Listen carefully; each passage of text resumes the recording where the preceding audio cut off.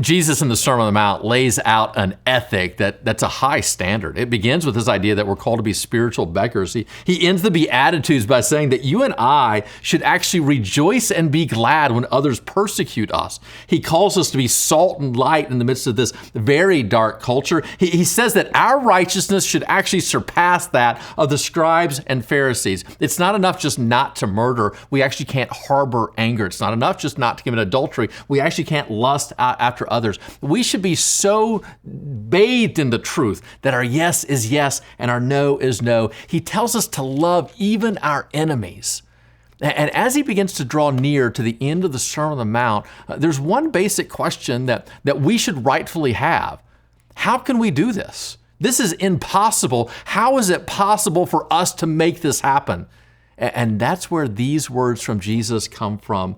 Matthew chapter 7, beginning in verse number 7.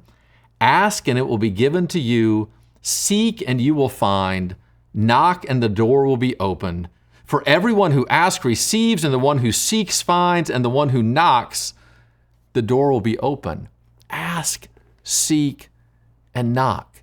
These verses are not some promise that we get to ask God of whatever we want, and whatever our dreams are, He has to satisfy them because of who He is.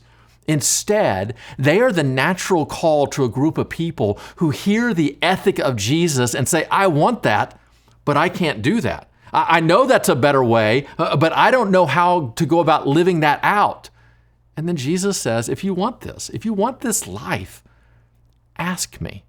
It's a gift now that I'm going to give to you. Ask and keep on asking. Seek. Pursue after me. Join into a process or a plan, a method of transformation, not a one-time trip down an aisle or into a baptistry, but a life now that is pointed toward knowing Jesus.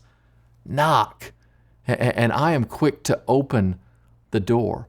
And yet you and I so often do not ask, seek, and knock, in part because we don't know that's what we're supposed to do, but in another part because we get this picture of God like He's already done enough and He's now exhausted with us. We get the picture of, remember as a kid, the ball would go over to the neighbor's yard, the backyard, and you have to go knock on the door. And you can just get the picture of the neighbor being in his chair, relaxing. Here's the knock on the door, and exhausted and put out comes the door, opens it. What do you want from me now? And we get that picture of God.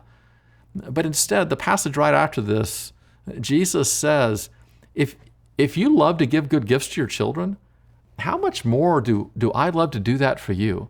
And so the picture I get is not that Jesus has sat down in heaven in His holy recliner, exhausted from a long day of saving the world, and now doesn't want to hear another knock on the door of another need of Kevin Thompson. Instead, the picture I get is kind of like whenever I was a kid at Christmas, and the Christmas Eve celebration was always at my house. And so Mom and my sister would be in the kitchen cooking, and Dad would be off doing whatever dads do in those times.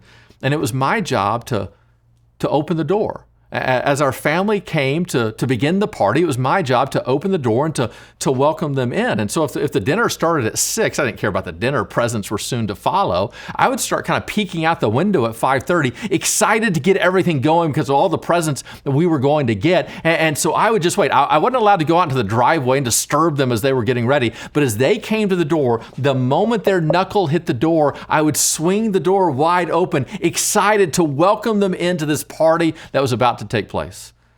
Whenever I think about Jesus, I don't think about a God who is exhausted in heaven, not wanting to do one more thing for us. I see the picture of a God who's standing just behind the other side of the door, who can't wait to open it and welcome us into this heavenly meal of what is taking place. If there is any element of the ethic of Jesus that you want, ask Him for it. Seek after Him. Knock, and He will happily welcome you in.